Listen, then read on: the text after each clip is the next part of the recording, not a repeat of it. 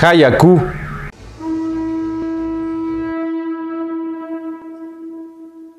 Hoy les diré por qué casi en todos mis videos digo Axcan Quemaj. Se los dejaré en la descripción y al final del video.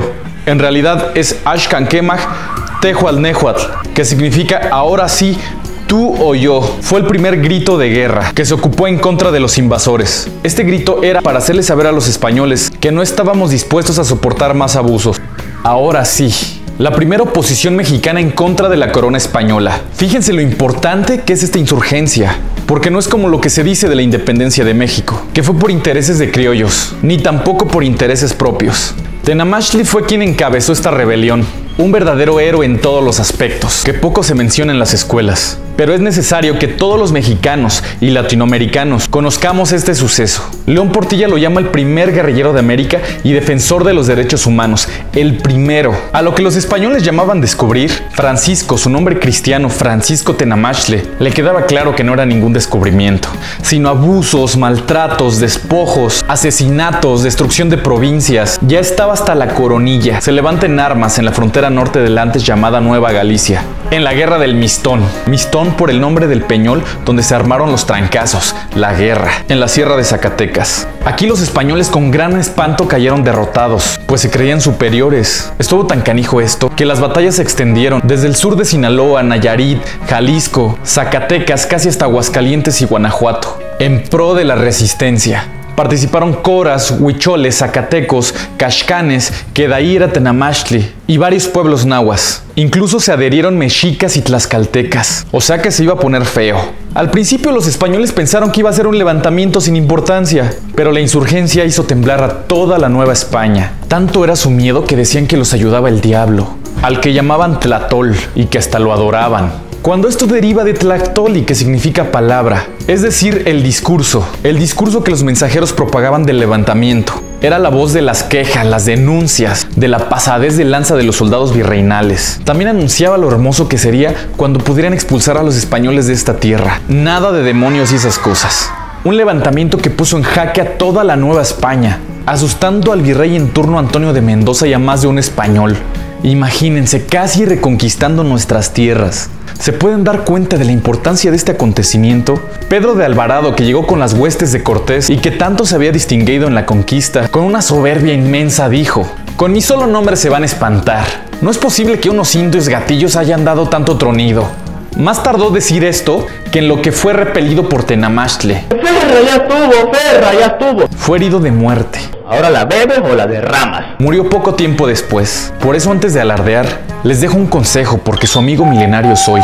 Procura que tus palabras sean dulces para cuando tengas que tragártelas. Después el virrey arribó a la guerra personalmente. Pasó a tierras purépechas para fortalecer su ejército. Logró conseguir más de 40,000 nativos mexicanos, con algunos cientos de españoles. Les dijo: peleen chido, que aquí se gana o se pierde toda la Nueva España. Figúrense que casi se reconquistó lo que nos quitaron. Se arma la batalla en el Peñol de Nochistlán, de donde era señorío Tenamaxtli. Finalmente, con el inmenso ejército que llevaba el virrey, los derrotan.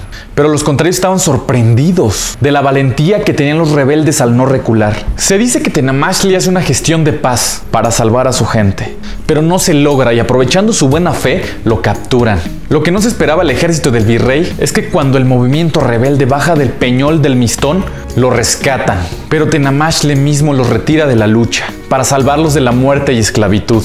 Pero la retirada solo fue momentánea, porque siguió viendo las injusticias que padecía su pueblo. Tenamaxtli vuelve a retomar el escudo y las flechas y regresa a la lucha por otros 9 años. Después de este tiempo, vuelve a entablar palabras de paz con algunos franciscanos. Después con el obispo de Guadalajara, Pedro Gómez de Maraver, pero en vez de ser escuchado, lo mandan deportado a España, a Valladolid, en calidad de prisionero y hombre peligroso, confinado a las mazmorras. El entonces virrey, don Luis Velasco, lo había mandado para que su majestad y el consejo lo pusieran en un lugar donde no pudiera volver a ver estos reinos, o sea, no regresar a México. Después de esto lo llevan a la corte, donde residía el Consejo de Indias en Valladolid. Imagínense las condiciones que fue enviado: mal comido, mal vestido, en medio de delincuentes, en precarias condiciones. Por destino o designio divino, sabrá Dios, Fray Bartolomé de las Casas se encontraba en Valladolid. Este fraile era bien conocido como el defensor de los indios, palabra que se usaba despectivamente por los españoles y que lamentablemente se sigue usando. pero ahora por los nuestros. Fungió como su abogado e hicieron muy buena mancuerna. Tuvieron largas pláticas para preparar la defensa, a pesar del poco conocimiento que tenían respectivamente de la lengua del otro. Tenamaxtli hablaba un idioma muy parecido al náhuatl. Incluso se afirmó que era una variante. No solo era buen guerrero, estratega y buen líder, sino también era conciliador, comprensivo, noble y muy inteligente, siempre tratando de llegar a una negociación justa con los españoles. Las armas de Tenamaxtli ahora fueron argumentos jurídicos, filosóficos y teológicos, en el cauce que hoy conocemos como derechos humanos. Dirigidas a los señores del Consejo de Indias, alegaba que había defendido lo suyo, su gente, su cultura, su tierra, su causa justísima que se tiene por ley natural, humana y divina, de hacer pedazos a esos que violando, matando, invadiendo, se adueñaban de todo lo que no era suyo, y que todo humano tiene derecho a la vida, a ser libres como personas. Estos razonamientos jurídicos entraban como flechas en la mente y corazones de los adversarios, mientras en México seguía la resistencia, con el legado que había dejado Tenamaxtli. Huicholes, coras, tepehuanos y más gente seguían su lucha en la sierra de Nayarit y al sur de Durango. En Valladolid no solo se defendió Tenamaxtli, sino que exigió su derecho. Expuso que lo que él llamaba defenderse, los españoles lo llamaban levantarse contra el rey. Su demanda hizo tanto eco en el Consejo Supremo de Indias que en chinga el Consejo demandó una explicación al virrey de por qué habían mandado deportado y preso a Tenamaxtli. El virrey contestó que porque había sido cabecilla de la rebelión y que para nada había sido señorío de ningún lado.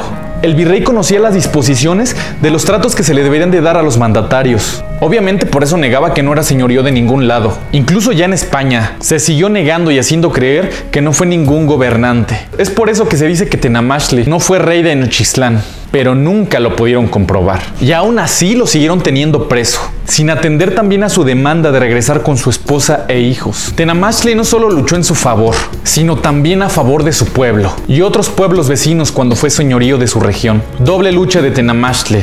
En el campo de batalla poniendo en peligro a toda la Nueva España, y en Valladolid siendo la primera persona que luchó por los derechos humanos. Su causa se supo en toda España. Su presencia y su palabra tienen un lugar en el podio de las personas que luchan por lo imposible. Su lucha siguió por siglos en México, por coras, huicholes, zacatecos, caxcanes, tepehuanos. Esa lucha sigue hasta ahora, por detener esa injusticia en la que sigue nuestro país. Y no solo nuestro país, en Latinoamérica, donde los mexicanos que están en el poder siguen siendo injustos. Parece que hemos heredado lo malo.